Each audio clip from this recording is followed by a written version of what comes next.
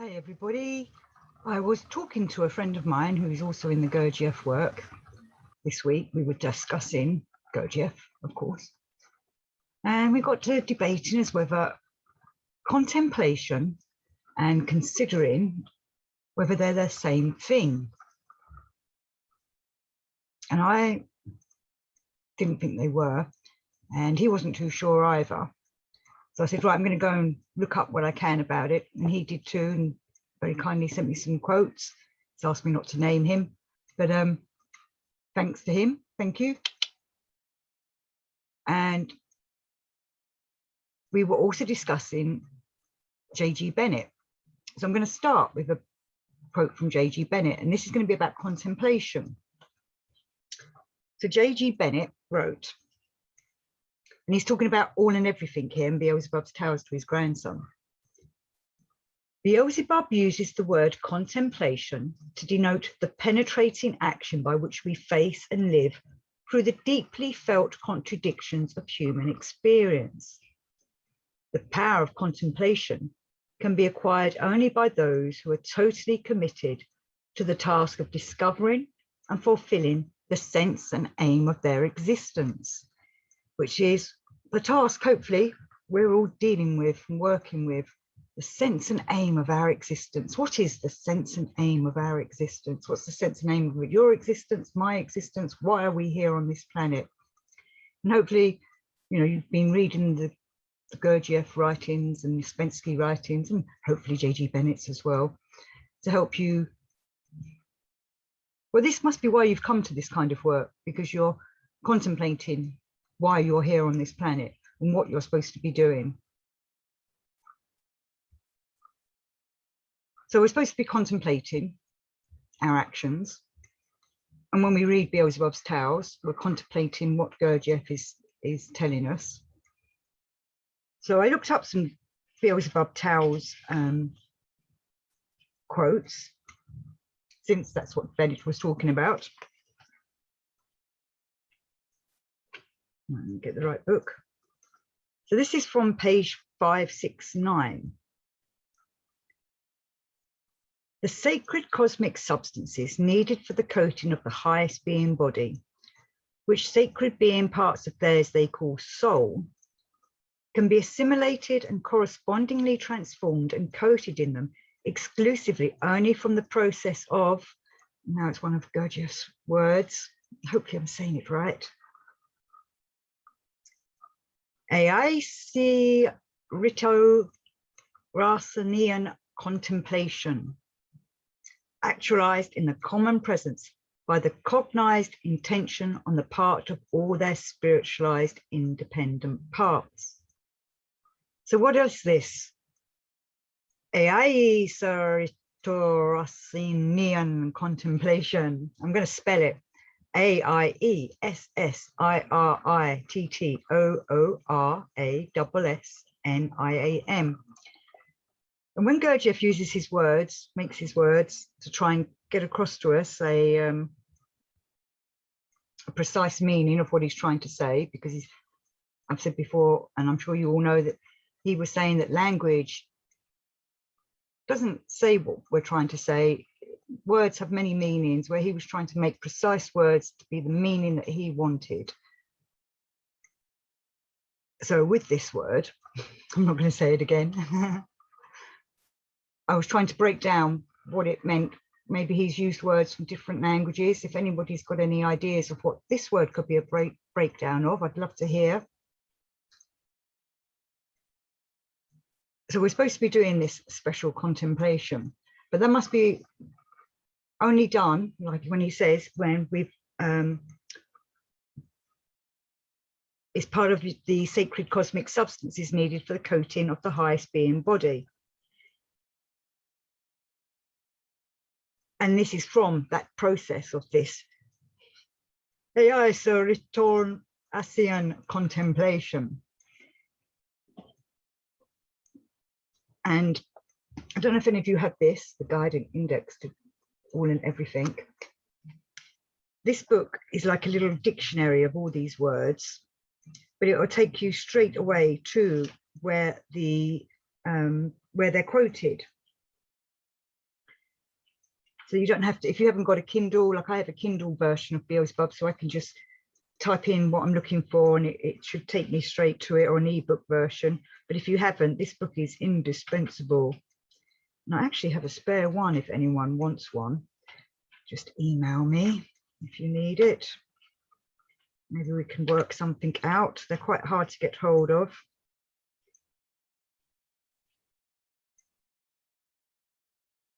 So again, the cosmic sacred substances required for the coating of the highest being body could be assimilated and correspondingly transformed and coated in them, just as in us, exclusively only from the process of what is called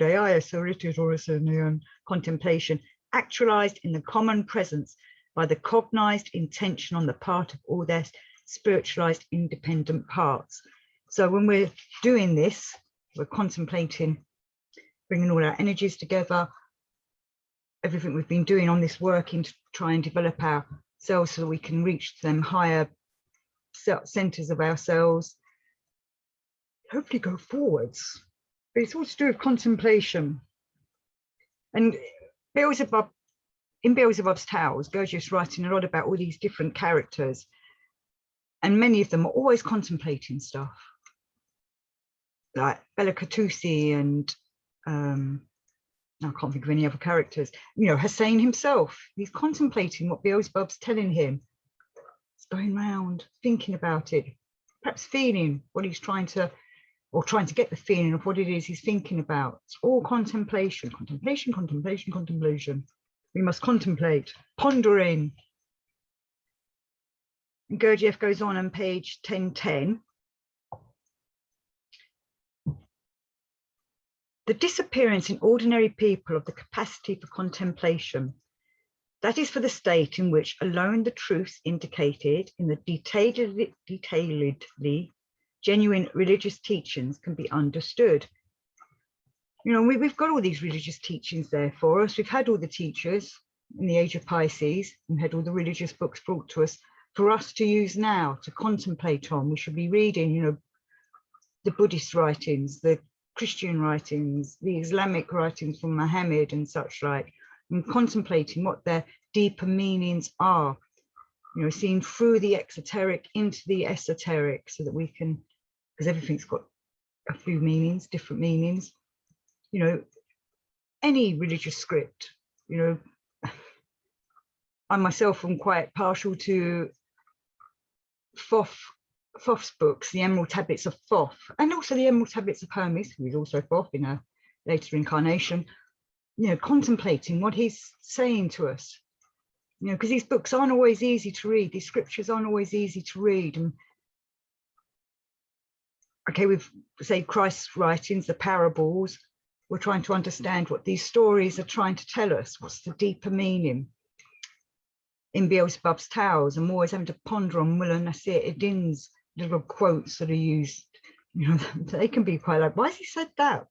But there is a meaning behind it. That's why Gurdjieff put it there. We have to contemplate what they're saying.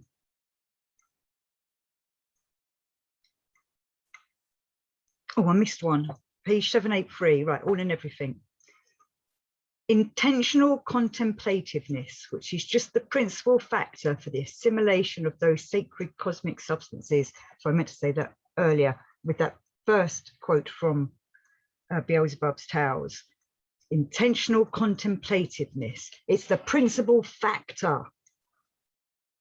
There it is, plain and simple. Don't even have to think about that sentence. We know we need to do contemplation when we're working on ourselves, or what we've done, what we've been working on ourselves, what are the results, but not analysing, contemplating. And Gurdjieff says on 1109, they gave themselves up to active and conscious contemplation the whole time, and in this state, called self-remembering, performed these corresponding sacred mysteries so that there should be transubstantial in them the sacred substances, abrodonus and helpdonus, all part of the cosmic energies and cosmic laws going around working on themselves, the machinations. I'm having trouble saying words. You know, when we're reading Beelzebub's tales, he talks about all these different energies and processes, and we're supposed to be contemplating on how it all works. Some good books on this are Keith Buzzell's, if you haven't got them already. He goes quite deeply into it all from a scientific kind of point of view. He talks a lot about the cosmology of Beelzebub. So all in everything, page 1166. The conscious reason of understanding. The information perceived with this reason, or results obtained thanks to being contemplation of the totality of formerly perceived information. However, a being may change, or changes may proceed in the spheres around him, will be forever a part of his essence. So true contemplating, that proper contemplating that he was talking about, should be going down into our essence, past the personality. Personality has a little think about it. But if it goes deep into the essence, true contemplation will stay there and work on itself, and then the essence will be, developing even more and becoming ready for when we collect all their eyes together, the deputy steward takes over and then opens the door once everyone's under control and lets the master eye in. And by doing all this kind of work, whilst you're trying to make that happen, prepares the master eye in the essence when he comes through. Now, there was some also contemplation in Life is Real Only Then When I Am. So on page 146 of Life is Real, contemplation, the voluntary contact of the factors of the first two totalities, a node beginning, all kinds of involuntary perceived outer impressions and impressions resulting from all centered dozing, cathode beginning, the results of reflexes of the organism. Anode beginning, outer impressions taken in under a certain pressure and having thereby the character of being intentionally implanted from outside.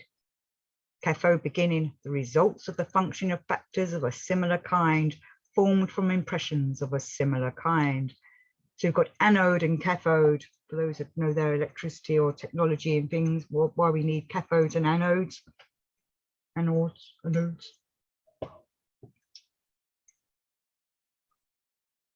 We're trying to make it all work in us. And we're like all kinds of technology. We've got a plus and a minus. We've got to bring it together to work so that the force can go through them.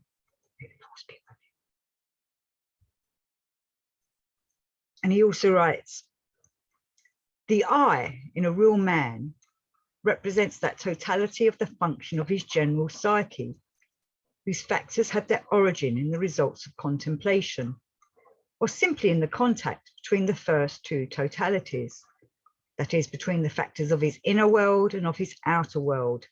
It is the third world of man, the third world. So we're contemplating our inner world and our outer world, what's going on outside, contemplating why this is happening, who that person is, whatever. But this comes to considering, and this is where I think considering kind of takes over and is different from contemplation, because we're contemplating what's going on outside of us, all the people that we meet and have met and things like that. But considering is slightly different. We're considering ourselves and considering how that person is, what kind of being that is. Every human is a being. Every human, some of them don't act like a being, but they have a soul in embryo that's ready to grow if they're willing to let it grow. And when we're considering people, it's like we're walking in their shoes. But we don't walk in their shoes as ourselves. We try to walk in their shoes as them. We try to be that person. So a little bit about considering. But these mainly are coming from views from the real world. What have I done with that? There it is. So views from the real world. We have two lives, inner and outer. And so we always have two kinds of considering. I am cross with her, Externally, I'm polite because I must be very polite since I need her. Internally, I am what I am, but externally, I'm different. We must learn to be able to control separately both kinds of considering. We want to change not only inside, but also outside. Outwardly, it must be what is best for her and for me. From today, I want to be calm inside. Internally, one should be free from considering, but externally, one should do more than one has been doing so far. The work needs nothing external, only the internal is needed. Externally, one should play a role in everything. And I used to find this really difficult with the Gurdjieff work when he used to say, you know, just when people are being horrible to you, be nice back. Don't copy them or fall into their patterns or whatever, or, you know, fall into your pattern that would normally retaliate. I used to find that hard.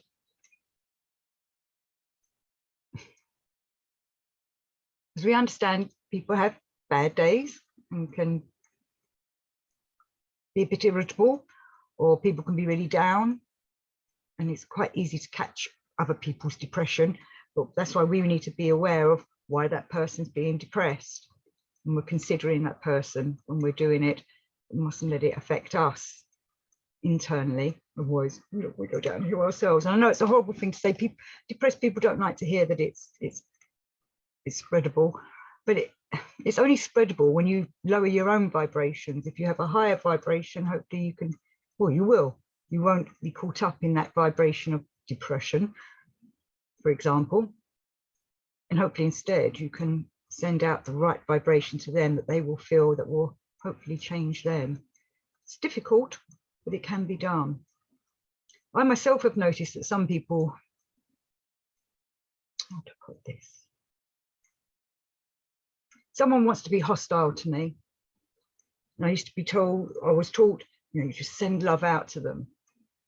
It stuns them. Sometimes they feel it straight away and they drop their hostility and catch up in that same vibration you're giving out. Sometimes it stuns them, that it stops them. They're a little bit pissed off that you can be like that, but they don't understand what it is. They don't understand that you're sending love to them. I know it works with animals. I've met a few guard dogs in my time, and just sending love to them changed them and stopped them being, you know, ferocious. I won't tell you why I had to walk past guard dogs. That's another story. But sometimes with people, it does stun them. They can feel something is different. But hopefully, at some point, that will lower their defenses and they will become more of a compatible person to be with. But Gurdjieff goes on to say, just find the page. You should establish it as a strict rule that you must not pay attention to other people's opinions. You must be free of the people surrounding you. And that is something that's, you know, we're all being influenced by other people. We're trying not to be. I used to get quite upset if other people didn't like me, but pretended they did. But now we shouldn't let that bother us. That's their problem, not ours. That's their problem if someone doesn't like you. And if you don't like someone, that's your problem. It's not their problem. There's a reason why you are not liking that person. You have to contemplate this, consider this as well, maybe. Why you don't like that person. As Gurdjieff says, love what it hates, because it is it doing it.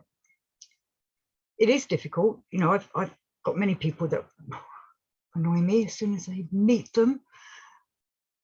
But I know that it's me letting whatever it is that irritates me about them get to me, when I should contemplate that, figure out why, and stop it.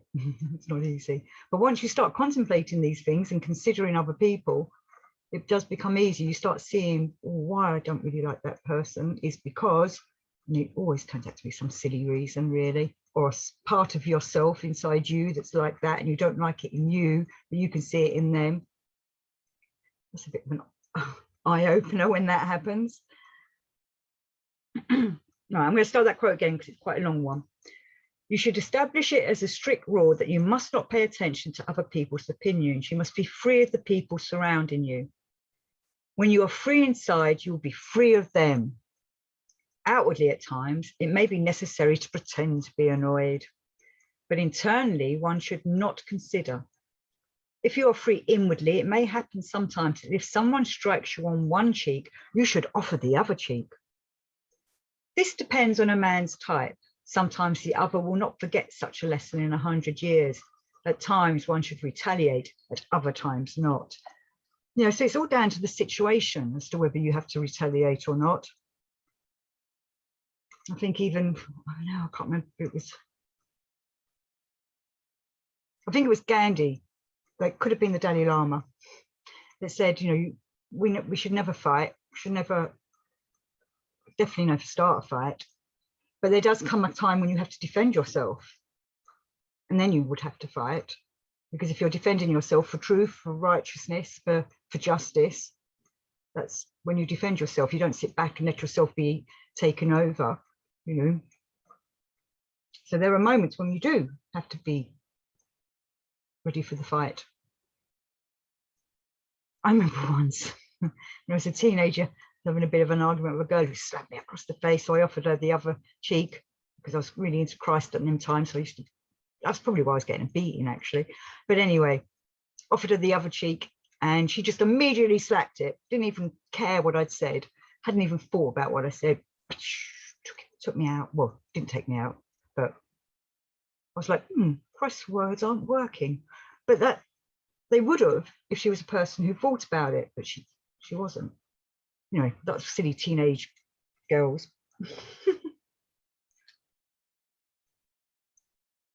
All right then. So we want to be free inside. Once we are free inside, the outside, the external world cannot influence us. But sometimes it's a different eye inside us, thinking in a different way. So it's trying to teach all them eyes to be like that. Bring them under control. So we go to some Ouspensky now, who talks a lot about considering In Search of the Miraculous. So I recommend the book, of course, as always. I just wrote some quotes out. All right, yes. So Ouspensky writes, considering that attitude which creates inner slavery, inner dependence. So we're considering, though I wonder if he's talking about contemplation here, really. We're contemplating, really, what is our inner slavery? What is making us be a slave to our actions? Maybe we do need to consider that as well, as to why we're being a slave. Why do we react when we should be acting? We react because it's patterns. So we need to contemplate why we're like we are. So this is about other people and ourselves. This is page 151 onwards. A man always thinks that people do not value him enough.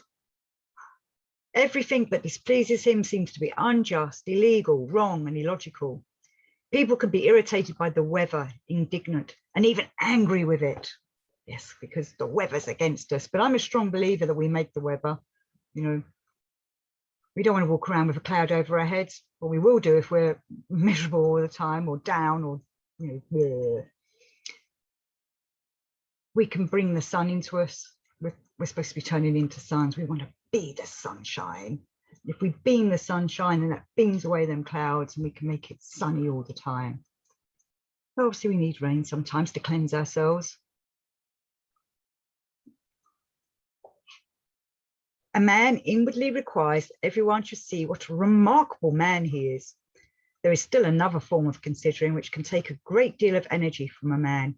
People are afraid of one another, and that is so true. I used to be afraid of people and was always doing whatever they wanted just so that, well, I don't know what the outcome I was worried about, perhaps being beaten. I don't know. I didn't want to ever let people down. I was a bit of a, whatever they said to do, I'd do it. What an idiot I was. What a fool. But, I wasn't being my own person. I wasn't being true to myself. But again, I was probably wanting them to think that I'm a nice person that never said no. But then we've also got to think of how other people are, how we want other people to be. You know, I've been disappointed by people and how they had the strength to turn around to me and say no. It used to shock me. It's like, why? How come they can be like that when I can't say no to you? Well, that's my weakness. But we also want people to like us. But why? Why do we need people to like us? Well, as Spensky explains, the opposite of internal considering, and what is in part a means of fighting against it, is external considering. This is based on an entirely different relationship towards people than internal considering. It is adaptation towards people, to their understanding, to their requirements. By external considering, a man does that which makes life easy for other people and himself. I think that was me. If a man really remembers himself, he understands that another man is a machine, just as he is himself. And then he will enter into his position, and he will really be able to understand and feel what the other man thinks and feels. Because it's just not important what other people think about us. It really isn't. You know, everybody wants to be put on a pedestal and clapped and cheered as we go by. Why? Why do we need that? That's our ego wanting praise and adoration. As if we've got gods on a cloud. But we do like to be liked. We want everyone to be liked. It'd be a great world if everyone liked each other. But liked each other for what they truly are and who they really are. But then we're all being fake, so maybe that's why people don't like each other. I'm having a little revelation. And Knott reminds us, C.S. Knott, a man does not really know why he is angry with you. You can say, he is not angry with me, his state is angry with me.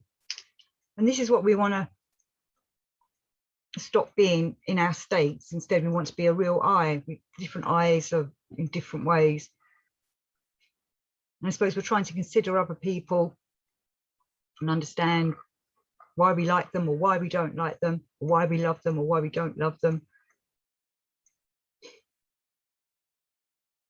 So considering and contemplation, are they different things? We definitely need to contemplate on ourselves to help ourselves develop. I think that's all I have to say, actually. So thank you, everybody, for watching, and hopefully it encourages you to contemplate on yourself and encourages you with your reading of Gurdjieff's writings and Ouspensky's writings, Knott's writings, J.G. Bennett's writings, and so on, and everybody else that carries on from there. So thank you. Peace to you all.